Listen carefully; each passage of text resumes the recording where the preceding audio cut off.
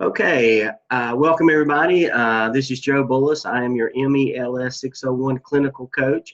For those of you that are in Dr. Todd's class, it is September the 19th, 2019. This is the first session that Dr. Todd and I have done separate. We did the first 3 or 4 sessions to just kind of make sure that everyone was on the same page. You were hearing from both of us in regards to to getting started and everything. And now that you kind of got everything rolling along and you've gained some momentum for the remainder of the semester, Dr. Todd and I will be doing separate sessions. Now that doesn't mean that I might not pop in on one of her sessions, and it certainly does not mean that she might not pop in on one of my sessions. But she's going to continue forward with your coursework in regards to content, continuing to lay that foundation for each task in the ABSL, and kind of make sure that you're theoretically sound on the course requirements for MELS 601. My task or job at this point is to support you as you continue through the ABSL task, and also to kind of supervise and monitor task stream, because there are some activities, and we've kind of mentioned them, alluded to them over the first 2 or 3 weeks before, but we're going to kind of dig into task stream a little bit tonight and kind of talk to you a little bit about what's required of you there, and kind of explain what Blackboard is and what task stream is in regards to you moving through the program and completing the program and graduating. But before we begin all that, I just want to know, does anyone have any questions regarding your ABSL task at this point? I know I did kind of email back and forth with Dr. Todd. I looked at the notes that that you guys, of what you went over during the last class. She kind of gave you some more information on formatting your task, the title page, separating those pages, how many spaces do you indent in the paragraph, something about, about your figures, and also your appendix. There's one thing that I do want to, we already mentioned it to you, but I want to make sure I mention it to you again. As I've started reviewing some ABSLs, task ones are just kind of now trickling in. I've maybe got 1 or 2 from my other classes. This is the week those kind of start falling into place. Is that make sure that you use in your narrative, write in third person. We've already mentioned that, but I did this and I did that and we did this and we did that, and our and things like that. It is a narrative. It is a reaccountment of what you did, but in a professional paper. Just like if you were writing your dissertation or your thesis, that's always done in third person, and I think it just makes for a cleaner product. Also, as you progress through your task, remember those artifacts that you're going to create. For example, in task 1, if it's written permission from the principal to create the PLC, great. If it's verbal permission, then you can just write that into your narrative. But your agenda, the minutes from the meeting, your norms and protocols that may have been established as you set up your professional learning community. If you did a video, those can go in your narrative at the end in the form of appendix. And I know that Dr. Todd has mentioned that to you. Just check APA on using an appendix and putting items in that, and how that's labeled, how that's titled, and move it through as you move through the rest of your paper. But those are very important. If I review your ABSL task 1 and I don't see those, then I'm going to ask to see them. So I'm going to ask that you revise and include those.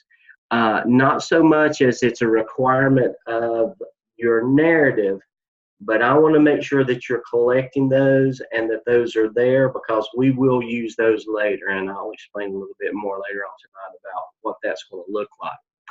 So, any questions up to this point?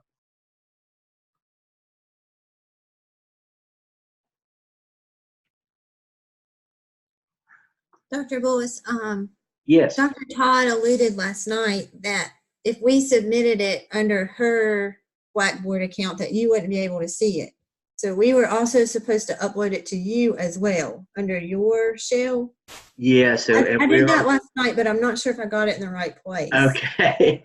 I think I was in Raleigh all day today at a state director's meeting, but during lunchtime I pulled it up real quick to see if there were any setting out there, and I think I did see yours, Jenny. So thank you. Yeah, we're going to kind of review that process tonight, and we'll probably go over it a couple of times as to do that. But yeah, she you know, you did right, best I remember. I didn't get a chance to, I didn't have the time to look or give any revision or feedback, but I think I remember seeing yours. So, and I believe it was in the right place, so good job.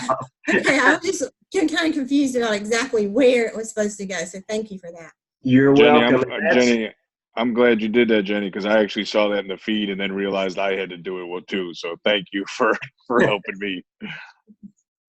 Great job. You guys are high flyers. You're already ahead of the game. But, you know, and it does get confusing, especially when we throw task stream in there. So that's why I've kind of held off on going over this part of the process, to just make sure that you got the core shell in good shape.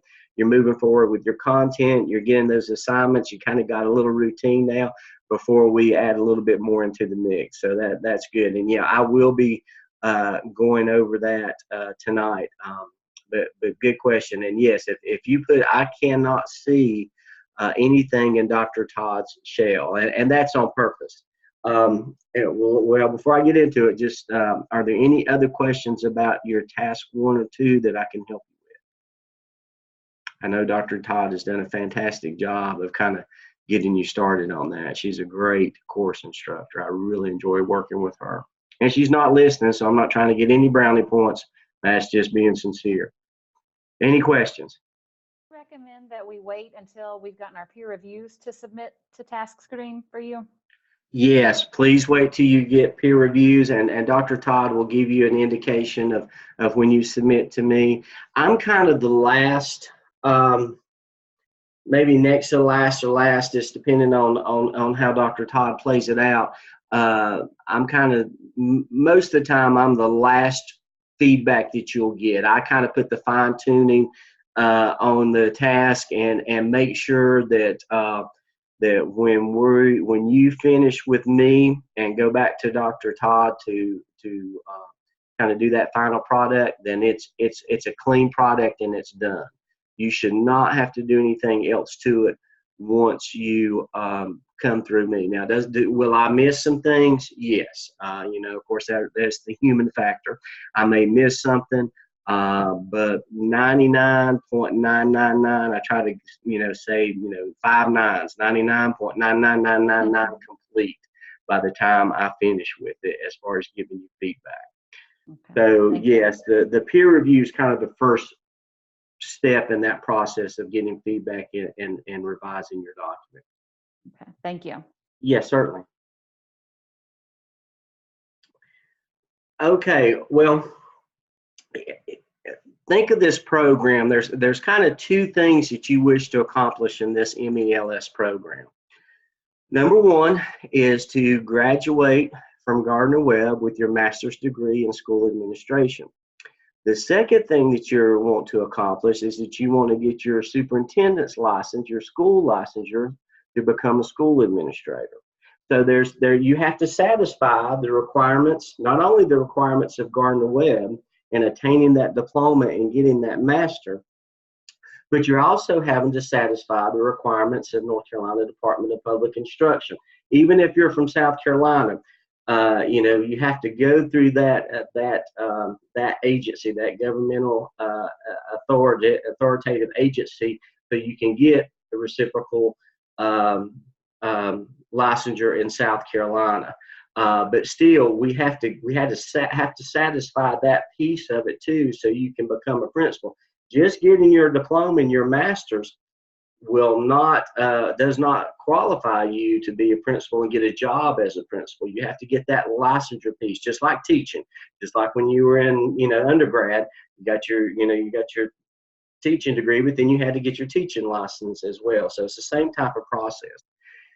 So within Gardner Webb program, think of the core shell that's what you're working with Dr. Todd. That's what you're doing to get that diploma, to get that master's. You're satisfying those requirements, and you're going to get a grade through Dr. Todd from the core shell on whether or not you passed, and you guys will all pass, but whether or not you completed all the requirements necessary to get that diploma, to get that master's.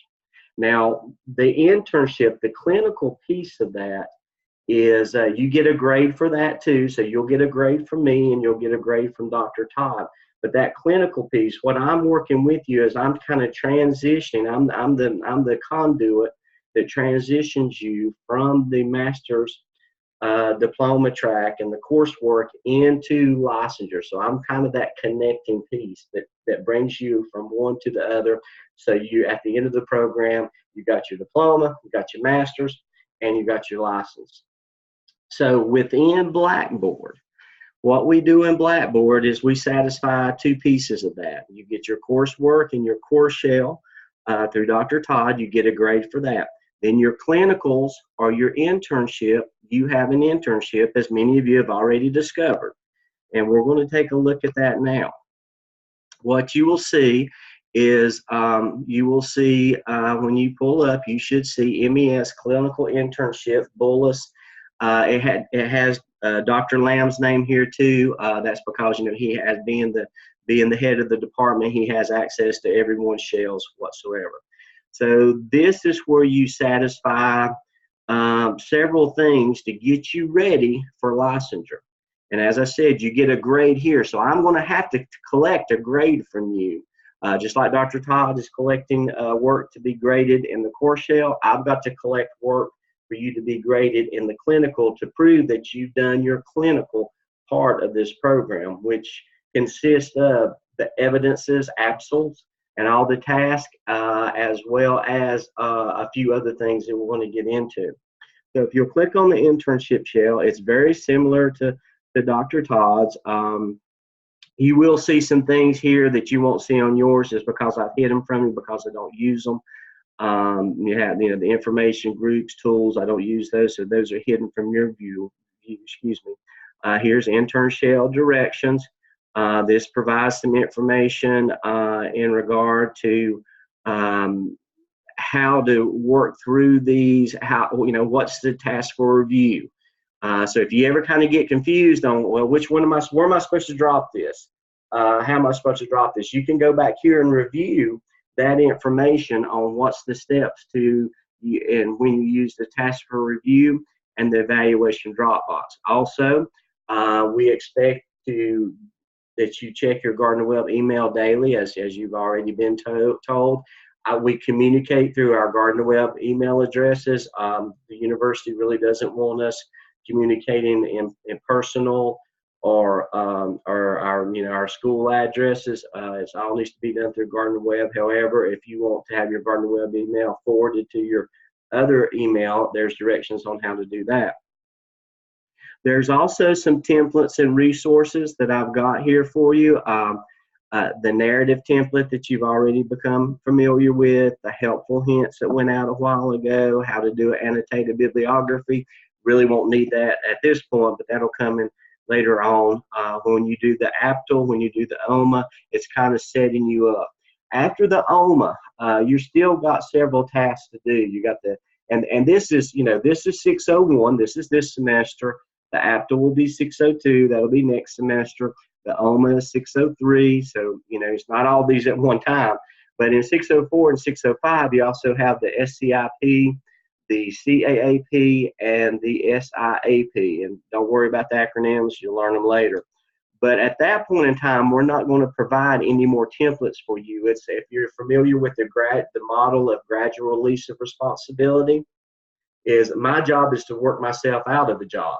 Is to when you get to this point, you just kind of need me maybe for some affirmation, maybe to handle some issues as they come up. But as far as the task and the evidences, you should be able to roll right through them. You'll still be getting feedback from me, and you'll still be getting a grade from me in 604 and 605. But we're going to really, that's the test, is at this point in time, you should be able to create your own document without having to rely on the template. So once again, it's the gradual release of responsibility. But, you know, that's later on in the semester. The clinical coaching session, please, if you look at the clinical coach Zoom meeting schedule, make sure you access Bullis and Todd. I also have a 601 group with Dr. Church, and I'm doing a 604 group with Dr. Sanders. So just make sure that you access the right schedule. If you want to know what time are we meeting, what's on the agenda. And, you know, I know that Dr. Todd has kind of scheduled out where you use the same Zoom code to punch in, and I'll get to that point. I know if I sat down and just made myself go through it, I could do that and schedule that, and it would be the same. But I just haven't taken the time to do that. Normally, what I'll do is I'll send out a link to the Zoom meeting about, like I did tonight, about 20 or 15 minutes before time to meet. So just because there's not a Zoom code there, don't worry, I'll get it there. It may be 20 minutes, just like tonight. I drove, you know, got done in Raleigh, drove straight home, put on a t-shirt, got something comfortable, came down, sat down, and plugged the code in after I got a cup of coffee. So I will get to the point where I put a code out there from now on that you just use one code. I'm just not there yet. So if you will, bear with me on that. Also, the video library. I have, make sure I leave past semesters up here. I mean, if you got nothing to do and you're just really bored one evening and you want to look at some past Zoom sessions, feel free to go in there and dig into the archives. You are welcome to. All the Zoom sessions that we do this semester will be contained in this Fall 2019 folder. And it'll be, this is the first one that I've recorded as a solo. So I'll create a folder that says MELS 601 Bullis and Todd, and the video from tonight and any sequential video will be contained in that folder from now on. And that way, if you happen to miss a night, or you got to cut out early, or you want to go back and review just to make sure you got some information, you can access the recorded video there. I'll also send you the YouTube link to that video as well, so you can do that. Now, we're going to come back to this video library later on during this session and to talk about this video right here. So the handbooks, I've got those here. Your scale handbook, your site mentor handbook, your clinical internship handbook is all listed there for you as well.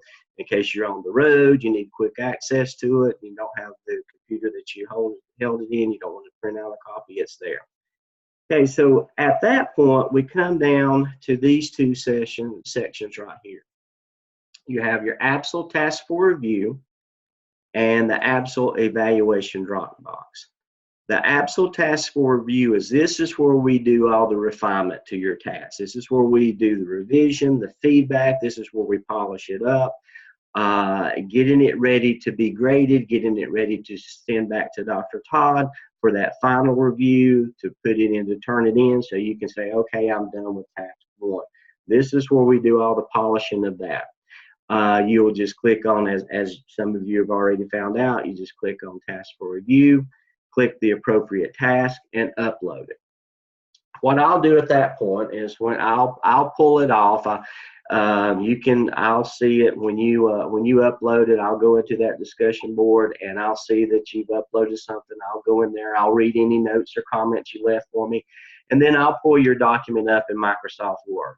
If you do it in Google Docs, that's great. That's fine. But I prefer when you send it to me that it already be converted to Microsoft Word, because I use the comment function that's available in Microsoft Word, where I can click right into the document at a specific place.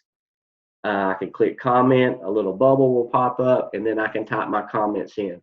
Some clinical coaches just give you feedback in the little comment box. But I find it better to go into the document and give you specific feedback at the point in the document that I'm talking about. So there's no confusion about what I'm talking about or where I'm talking about in your document. And it's not just critical comments either. It's also, hey, great job, you satisfied the rubric met, excellent. I'll let you know when you're clicking right along and things are looking great. I'll let you know, just kind of to make sure that you understand that you've completed that part and in that rubric. And usually, if everything looks good, I'll save my comment at the very bottom of that subheading. In this case, we could say PLC research. You had your 3 to 5 research. You wrote well. There's no first person, and there's no typos or anything like that. Then at the very end of that section, I'll click, put a comment, and I'll say rubric met for PLC research, or excellent, or something like that. Excuse me.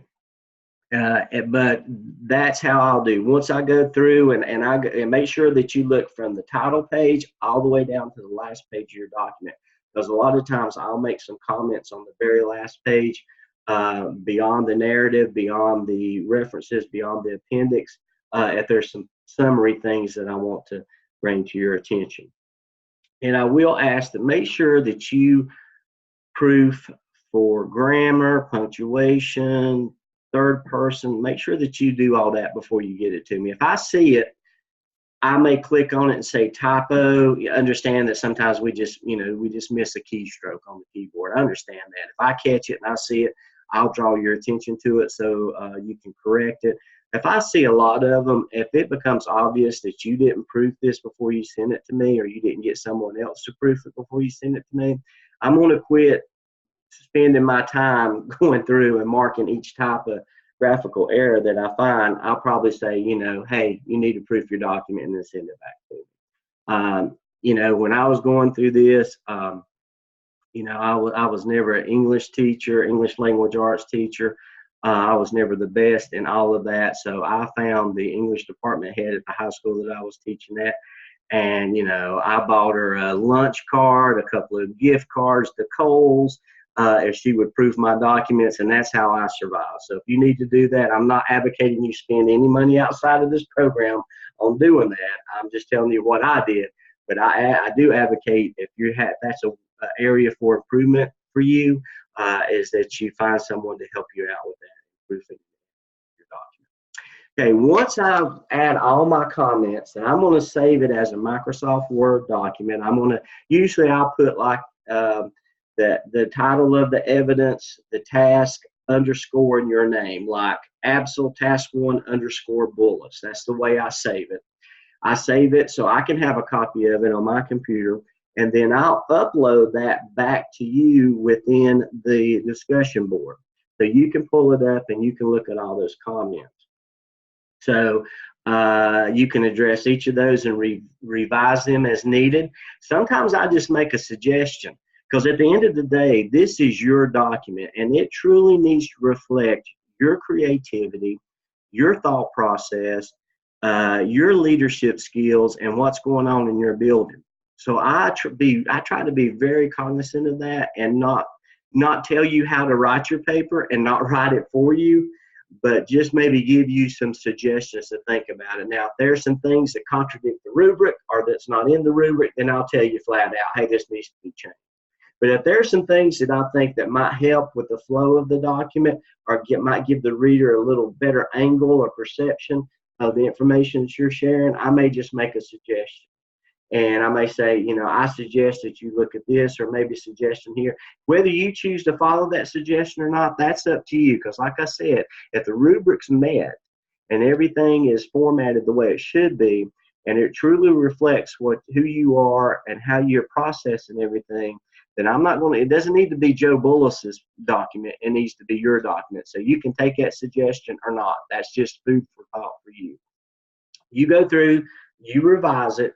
Once you revise it, then you come back in to the task for review, and you, right under where we discussed, you reply again and upload your revised document.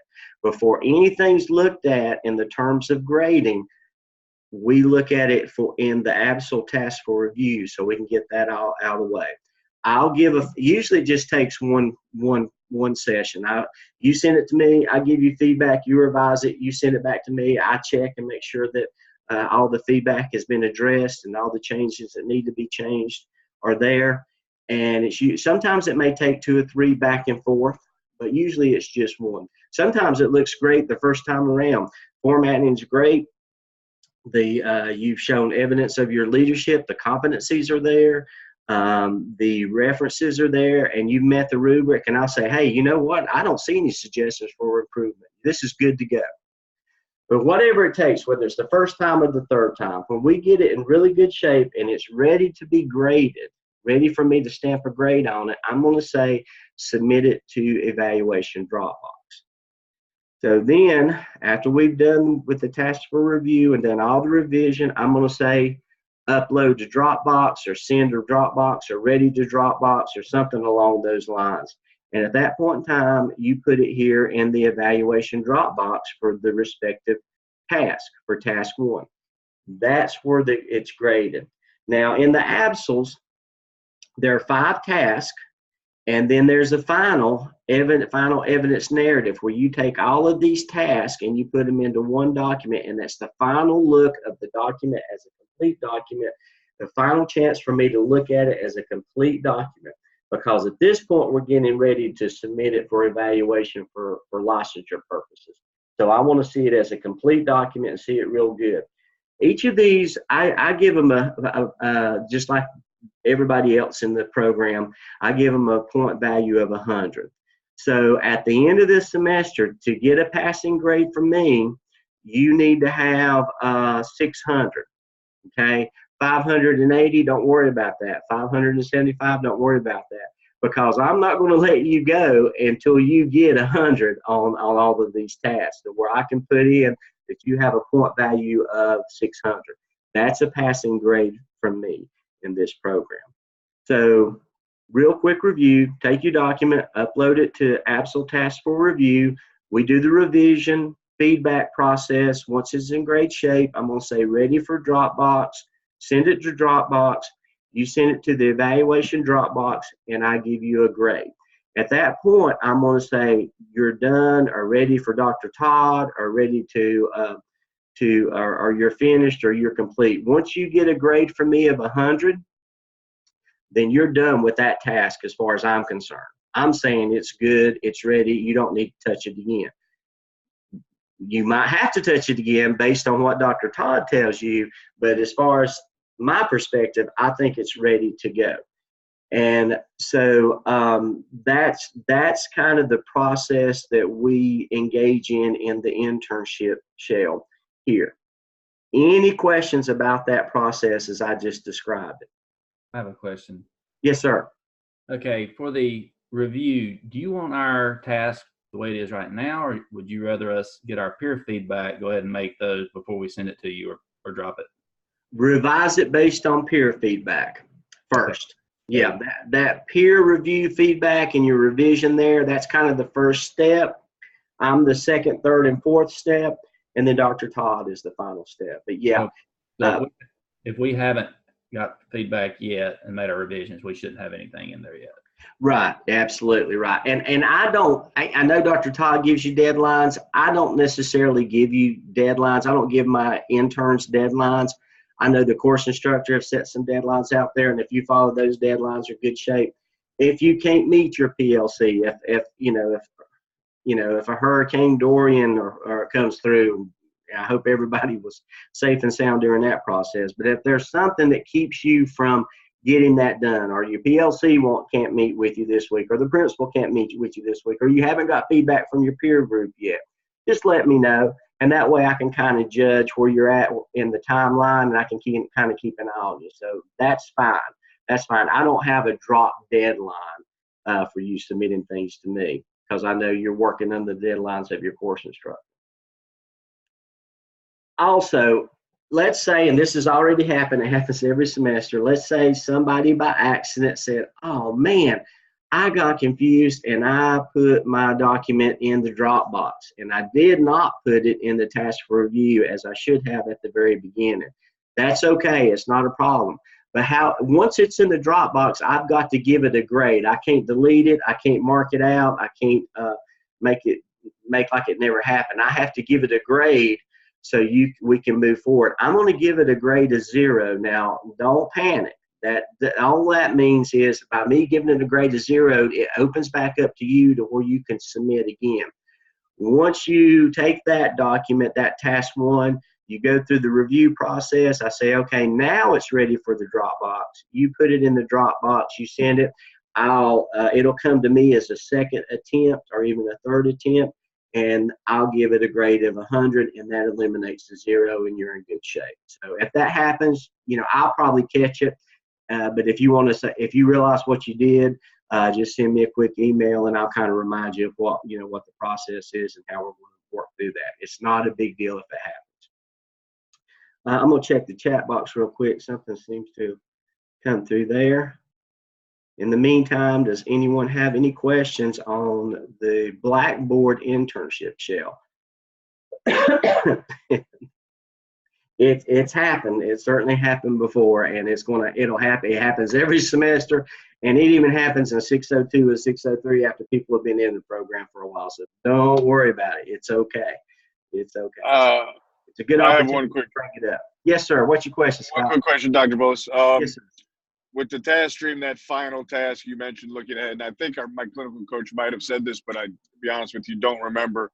So when we put that final one on task stream, is task stream finally submitted 2 years from now, or will that first task be evaluated? Is it progress along, or is it one final task stream in 2 years? Okay, good question. Good question. That's a great segue into talking about task stream. No, for what you put in task stream, and I'm going to go back a little bit just to make sure that we're all using the same terminology and our definition of terms is correct. The absol is your evidence. Your evidence is built up of task. So absol evidence has a task 1, a task 2, a task 3, a task 4, and a task 5. That's the part of the whole. So the absol evidence is what you submit to task stream. You will not submit each individual task to task stream. We've separated into tasks to make it easier for you to progress to make this a complete document. So Correct. That's why we have it built in segments like it is. At the end, when you finish with task 5, I'm going to tell you to take all of those tasks together and combine them into one evidence. That's the absol final evidence narrative. That's all the tasks put together into one document. One cover page, task 1, task 2, task 3, task 4, task 5, one references, one appendix. That's just one complete document. That's the final grade that you get in Blackboard internship shell. That is what goes to task stream, and that will be evaluated the semester in which you submit it. So in 601, that absol will be evaluated, and you will sign off on that. You won't be able to go to 602, MELS 602, until you get that evaluated in task stream, whatever evidence that may be. So you can't progress in the program until you get all the requirements for that in that semester. Does that make sense? Very much. Thank you. Great. No problem. You're very welcome. All right. So let's talk about task stream. So we're leaving Blackboard, and I'm probably going to go over this again, and you're probably going to get tired of hearing it, but just to make sure until you get this process down pat, I'm going to kind of do a quick review each time we talk about what you have. You have the course shell with Dr. Todd, the internship shell with me in Blackboard, and then the other platform that you work in is called TaskStream, and that's where we're going to go right now. Okay, so let me pull it up.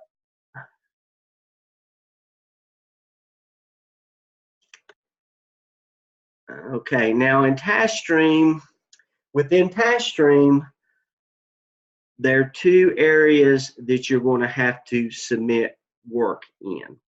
Okay, one area is called a DRF, and that stands for the Directed Response Folio. Okay, that's one area within TaskStream, one sub-program that you're going to have to work with. The other is your competency folio. All right. Now I'll come to the competency folio, and that's what I really want to focus on tonight. Because that's what we need. You need to kind of be aware of and start getting that cranked up. But the way it's going to look like to you, probably when you come online in TaskStream, is you're going to see something similar to this. And have you got your TaskStream accounts yet? They were supposed to come in the first of the week, and I haven't heard from Dr. Lamb whether he's got them all in, or Seth, actually, the guy in the office, has got them all in yet. Have you got your TaskStream accounts yet? Yes. Okay, great. So you've probably already been working around in this. But it's going to look like this. Okay, some of you do, some of you don't. He's probably working through those. If you don't have your TaskStream notification that you got your account, this is Thursday the 19th. If you don't have it by next Wednesday, send me an email. Send me an email. If you don't have notification that you can access your TaskStream by next Wednesday, send me an email. We'll make sure that we got everybody on board for that. When you open up TaskStream, it's going to look like this. There's 601, there's 602, all the way through this semester to the very end where you submit your internship log and your final competency folio. I'll go over all this stuff. I'm not going to go into detail about which of these, these are right now. We'll do that later on. It's not something that you're going to have to work with right now, so we can wait a while before we do that. But I am going to tell you, I'm going to ask, as you do your internship log, your 80 hours for this semester, at some point in time, I'm going to ask you to send them to me for review. You do not submit them here. Just kind of picture in your mind when you're looking at the DRF, the Directed Response Folio, and it looks like this at the bottom. When you see internship log, you don't submit here right now. This is for the very end of the program when you've collected that whole log for each semester, 601 through 605, and you've got it as one complete document. This is where you submit it at that point in time. So don't submit anything here right now. There's another place that you can submit it to get feedback on. We'll talk about that in just a second. Just want to make sure that you don't submit it here. This is for 605, at the end of 605. Okay, now 601, this is where you submit the ABSL. This is where you submit that final evidence narrative. After Dr. Todd I give my final review, then Dr. Todd gives her final review, then you do the turn it in, and after you do the turn it in process, she's going to tell you, ready for TaskStream. This is where you upload that final evidence of the ABSL for 601. This is for licensure. This is where it's going to be evaluated. It's evaluated by a university professor that's been approved by DPI, for licensure. So I don't know who it is. They're anonymous. They're just paid to evaluate that for DPI, and they're full-time professors, to my knowledge, that's been in the university for some while. And sometimes they may be a retired superintendent, so on and so forth. But that's where it's evaluated, and once it's evaluated, you'll see a little padlock will show up here. So that's locked. You've completed it. You're good. You can go to 602. So this is where you will upload the ABSL. Not until Dr. Todd tells you to. Not now. Don't do anything in TaskStream until somebody gives you direction to. Remember, you've got to work through your course shell in Blackboard. You submit things to me in my internship shell in Blackboard. This is where we give you the review and we get it graded and we're getting it in shape. This is all we're doing all this right now so we can get it in shape for this part right here and for Dr. Todd to tell you, okay, you submitted to task stream. Don't submit anything into task stream until somebody tells you to do so. The reason for that is once you submit it in there, kind of like that grade part of the Blackboard shell, once you submit it in there, it is really hard to get that released and opened back up because it's supposed to be a secure process. So you really don't want to put anything in there until you're ready for it to be finalized. All right, we will talk about competency analysis and school of ed dispositions later on. Those are some two things that you need to go ahead and complete in 601, but it doesn't have to be done until, we'll probably talk about that maybe next time. I can't remember where I put it on the schedule. It's really not anything new that you're having to do. It's really information that you can pull out of the APSL and use. So it's not creating another document or creating another artifact. It's another place that you can kind of reflect and show evidence based on what you've already done. So there's really not much to it. It's a matter of just pulling out of what you've already done and placing it in there and maybe giving your perspective on it. So we'll talk about that later on. Now in task stream, what I want to focus on tonight is I want to focus on the competency folio. To access your competency folio, now remember, you got your direct response folio, your DRF. I know it's another acronym, I'm sorry, but you have your DRF, but then you have your folio, your competency folio, not to be confused with the competency analysis. It's called the competency folio, and you access that at this top banner here in task stream where it says folio and web pages. And that's basically what it is. It's a web page. It's a web page that you create, and you're going to submit evidences based on what you've already done to show competency of leadership. All right, so what you'll do is you'll go in here and you'll click create new, and you will create something that looks similar to this. And it's an electronic portfolio is what it is. You know how a photographer, when they go in for a job interview, the person interviewing wants to see their work, so they bring a big book with all the pictures that they've done in the past, or models may do that. You know, it's called their portfolio, or artists, different artwork or pictures of artwork that they've done to show their competency and their skill. It's the same thing for you. You're showing your skill set and your competencies in the area of leadership in an electronic portfolio, and that's what this is right here. Now, how you create that. Okay, I'm going to leave task stream for just a minute, but there is a video in the video library in my internship shell, and I think Dr. Todd's also got it in her video library. It's a 2-minute video that Dr. Lamb did on how to set up your competency folio. It'll bring you to a YouTube.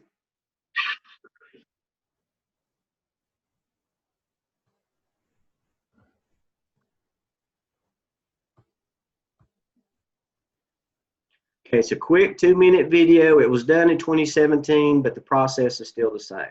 You just can go up there and watch that, and it will show you how to create this document. Any questions so far about where that's at and what you need to do to set up your competency folio or create your competency folio? Okay. All right, so we'll go back over here, and we're going to go back. When do you recommend, sorry, Dr. Bullis, No. when do you recommend that we create that portfolio? Go ahead and do that sometime in next few days. I would, you know, that way it's done. You can change it, you can edit it, make it look really nice, make it look very professional, because this is going to be yours to keep. And when you go in for an interview as an assistant principal or principal, you can pull this up and you can show them the work that you've done and your evidence of leadership competency. So you can make it your own, make it look very professional. And then we'll talk about what the contents are in a minute. I would do it sometime in this upcoming week. Have it done by then.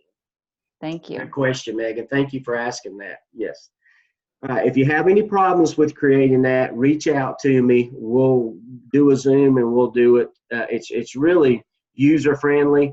But if you have some questions or you need some help, we'll do a Zoom together. As always, I'll be happy to Zoom with you individually if you need me to, or with your peer group if you need me to. We just set that up. But if you have problems with that and you want to Zoom and kind of go through it step by step, just let me know and we'll do that. All right, so once you create it, it's going to look like this. If you'll notice here on the left-hand side, these are all the competencies of leadership that we've been talking about. These come straight from the School Executive Standards evaluation that DPI uses.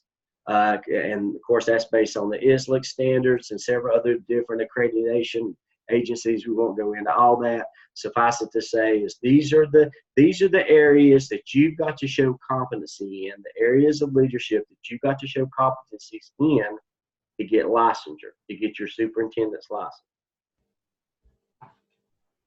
All right. So Dr. Todd has already talked to you about a few of these. This is what we're going to hit in the ABSL Task 1. The competency, the leadership competency of being able to be a good communicator. Can you manage change? Can you manage conflict? What degree of competency do you have in creative thinking? So on and so forth. There's 21 of them, all the way down to visionary. Okay, so you don't have to show competency. You don't have to build this thing as a complete entity this semester. This is something you're going to be working on through 601 through 605. Okay, and then you're at the end of 605, kind of like the internship hours, so the internship logs, you submit it as a complete document then. But we're going to be working on it, and I'm going to be checking on it because I have to make sure that you, at the end of 601, that you've got what you need to in here. You want to address all of these competencies in 601. By 603, you will have addressed them all at least once. Okay, so you say, well, which ones do I need to address, and what do I do with this? All right, so if you'll notice, if you'll pull up each competency, let's pull up communication. Gardner-Webb has already told you, okay, these are the evidences that you're going to be able to pull from to complete this leadership competency. In communication, you're going to have to submit 3 different evidences. Now don't get this confused. I wish they changed the terminology here. So what they should say is 3 artifacts of these evidences. What's an artifact? An artifact is something that you produced that represents some kind of action that you've engaged in. If I sit and I whittle out a duck, and I sit for 3 hours and I'm whittling and whittling, and at the end of that 3 hours, I come out with the duck, and I know I'm putting this in simplistic terms, and I apologize for insulting your intelligence, but that duck is the artifact of all that hard work that I've put into. That duck, that wooden duck, that decoy is evidence of my skill as a whittler. I can tell everybody that I sat there for 3 hours and I'm a great whittler, and I can, and if you're from the city, you might not even know what whittling is, but most of y'all from North Carolina and South Carolina, surely you know what whittling is. But that duck is a representation of my skill as a whittler. That's the artifact that I created that gives evidence to how great skill I have in the area of whittling. Same thing for you. You're going to show those artifacts. What are the artifacts? Well, in communication for the ABSL, and you only have to submit 1 artifact, it can be, if you want to show skill and technology too, as it says right here in the digital learning competency, the email that you've set up between your PLC group, the emails that we're getting the PLC together. This is when we're going to meet the principal, getting permission from the principal. That shows that you're communicating in the area of leadership. A great evidence would be a video clip of you talking to your PLC group and communicating to them the purpose of the PLC, as you did in task 2. Okay, that's evidence of communication. That's an artifact that was created. So that's why I'm telling you, if you make an agenda, save minutes from the meeting, a video clip of you conducting the meeting, a picture of you conducting the meeting, email communication, between you and the principal on permission to set up a PLC, email communication between you and your group about setting up the professional learning community, or who's going to be in charge of what and the roles of that person.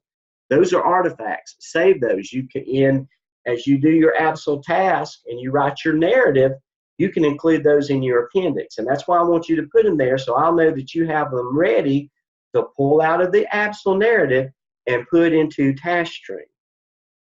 So each competency, let me pause. Any questions about that? We will go over this again, I promise you. Okay, so for each competency, you look at that competency and it's telling you right now that you're going to have to submit, I'm going to say 3 artifacts, because that bugs me that because people get that confused with the ABSL evidence, which is your narrative, your whole document narrative, and I think it should say 3 artifacts from the ABSL evidence. The SIAP, that's in 605. So you'll be pulling, when you do that in 605, you'll be pulling an artifact from that SIAP to put in here too. But each competency, you're going to have to submit 3 artifacts.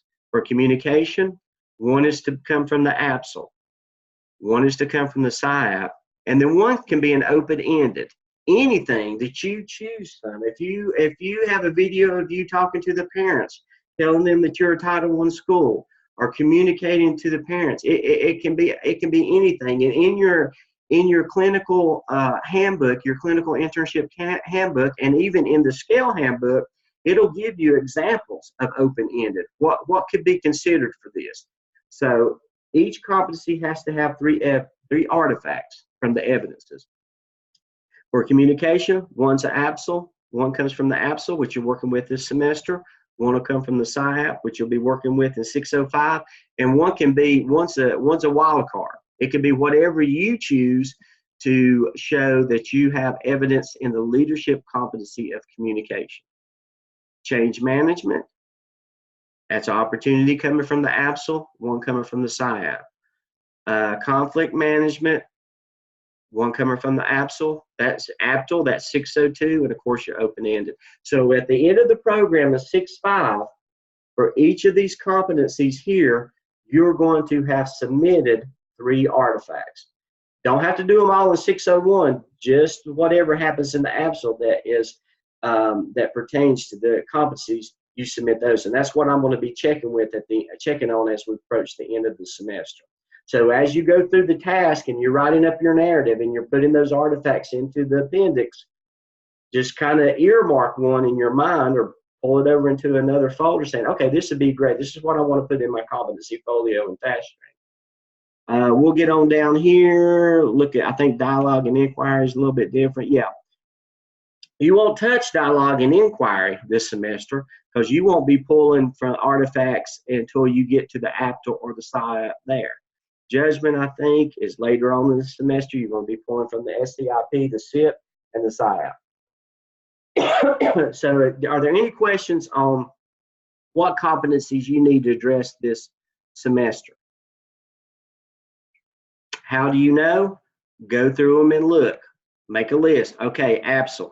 Okay, I got to do communication.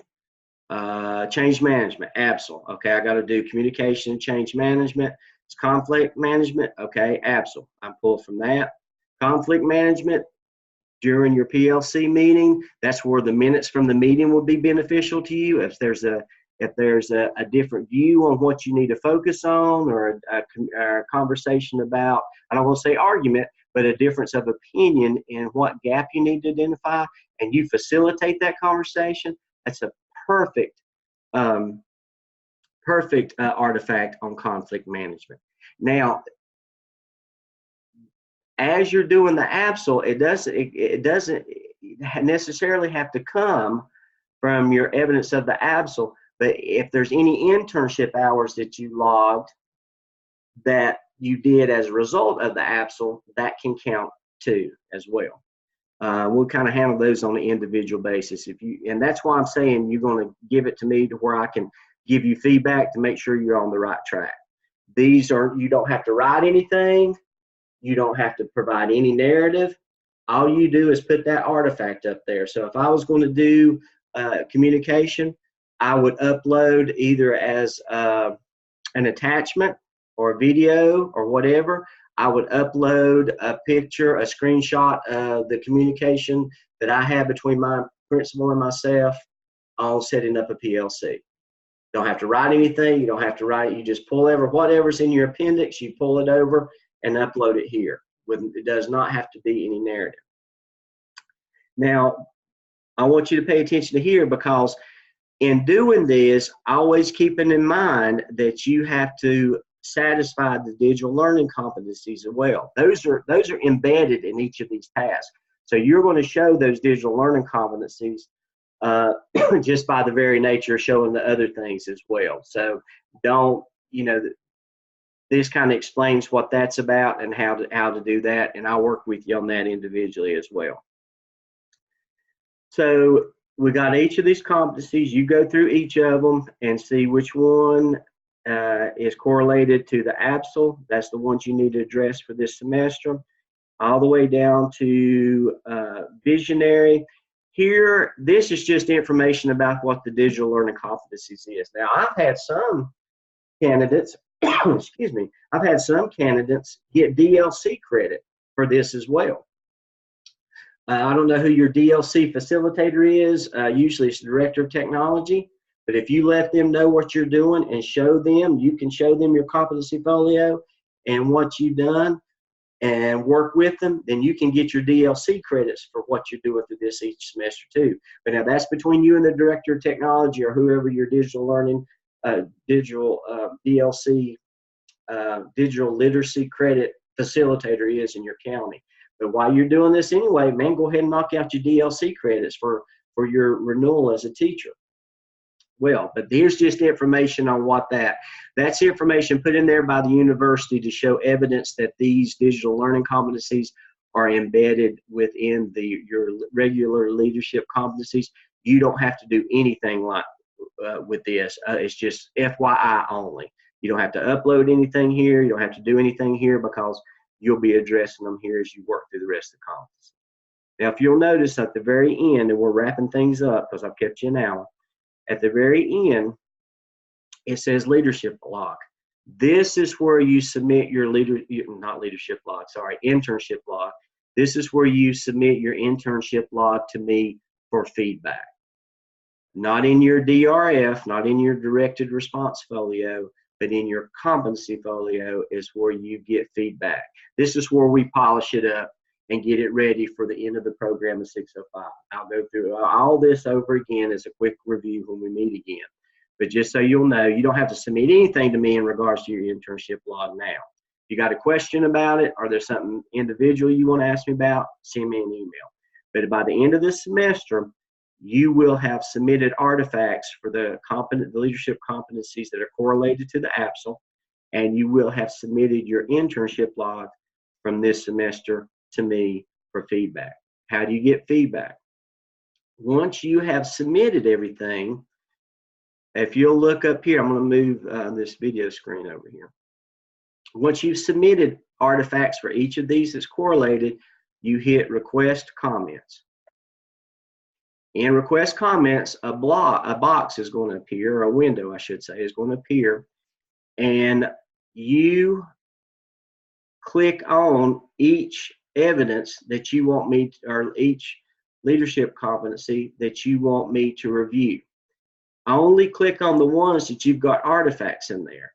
If you click on all this, then it's going to send an email to me, and I'm going to have to go through each competency and give comments on it, because it won't release me from that.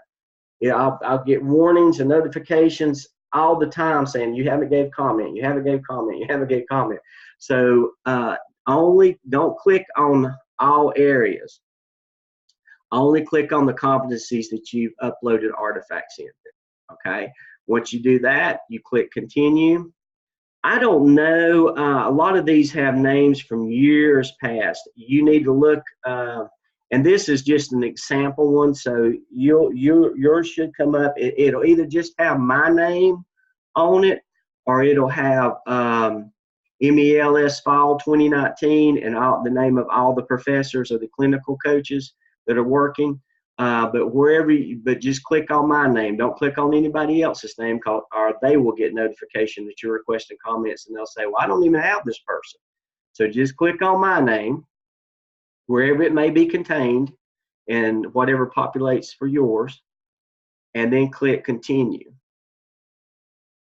All right, and so now, once you do that, so I've just got an email on my Gardner Web account that says that I've requested comments from myself, basically. But you're going to see in each of these, see where it says, now this is my screen. You won't see this, but this is how I know. I'll get an email that says, "Your comments have been requested by so-and-so." I'll pull this up, and then the competencies that somebody's requested comments on, well, I'll get this red indicator right here, and that way I'll know I need to go into those. If you click them all, it's going to say comments requested on all of these, and I'll have to go through all of them looking for artifacts. So, and then I'll say no artifact is present, or you didn't need to do it for this semester, so on and so forth. So that's your competency folio. So what do I want you to take away from tonight's session? All right. I want you to understand there are two main boxes that you play in this program: the Blackboard box and the task stream box. The Blackboard box is to progress you through the program so you can get your diploma and you can get your master's. The task stream box is the box that you play in to get licensure from DPI to be a principal, school administrator, superintendent, assistant principal, so on and so forth. Within the Blackboard box, there's two compartments. One is your coursework. That's theoretical that you work with Dr. Todd. One is clinical. That's experiences and activities that you engage in that you get a grade of, and you work with me. And in that compartment, we get you ready to go into the task stream box. Within my part, we have two other compartments: the task for review and the evaluation drop box. The task for review is where you submit your task to get feedback and revise them. Once you get feedback and have revised them and they're in good shape, I'm going to tell you to put them in the evaluation drop box for a grade. We grade them, goes back over to the other compartment with Dr. Todd, so she'll know that you've done that process. She'll save all that, and then when you've done all 5 of those tasks in the ABSL, you create your final evidence narrative. That gets polished up. You get a grade from me. You get a green light from Dr. Todd. She's going to tell you to put it into the task stream box. In the task stream box, there are two compartments. There's your DRF, your directed response folio, and your competency folio. Your directed response folio is where you upload the ABSL. Now, there's some other things there that we'll talk about later, but that's where you upload that final document where all the tasks have been made into one whole ABSL evidence. You upload that. Now, in the evidence, in the appendix, you have several artifacts that you created this semester. You take those artifacts and you put them in the other compartment in task stream, and that's your competency folio. And those are just where you highlight your leadership skills in the way of artifacts, pictures, screenshots of agendas, video clips of you conducting a meeting, pictures of you conducting the meeting, screenshots of communication, whatever you think is a representation of your leadership skill in these competencies. So one thing you need to do for me this week is you need to watch that video on creating your competency folio and go ahead and create that competency folio. Now, once you've created your competency folio, send me an email and let me know so I can go in and take a look at it, okay? So that's one thing I need you to do for me this week is create your competency folio. Once you've created your competency folio, you don't have to request comments. There's a little key up here that says publish and share. You don't have to share it with me. That's for when you're going into an interview and you want to share it with the person that's interviewing. You can have it just like sharing your Facebook page type thing. But you don't have to do anything. Don't click request comment. Don't hit publish or share. Once you've created this, just send me an email and let me know. Once you've created it, I can go in and look at it through my administrative rights. Okay, remember, in task stream, it's probably going to come up automatically in your DRF. To get to your competency folio or to create your competency folio, you need to go up to the banner and click there. All right, I apologize for 5 minutes over. I know it's a lot of information. We will review this again and again. If you got any questions, let me know. But are there any questions that I can help you with tonight, right now, before we sign off?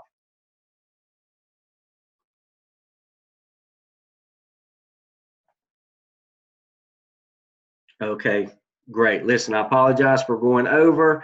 I know it's a lot of information. We'll go over it again. As always, you know, as you're watching this video, kind of keep track of the time. Make a note of the time that you had a question or a piece of the video that you want to go back and review. That way, when you pull it up on YouTube, you just slide it over to, you know, 20 minutes and 30 seconds, and that'll help you keep track of some stuff that you want to review in the video. I'll send the recording out. I don't know that I'll get to it tonight because I got a lot of emails that I got to return from being out of the office today, but I'll get it to you in the morning. If you have any questions, if you want to do an individual Zoom or small group Zoom, let me know. I hope you all stay safe. I hope you all stay healthy until we meet again. Reach out to me if you need me. Y'all have a great evening. Thanks so much for your attention. Bye-bye.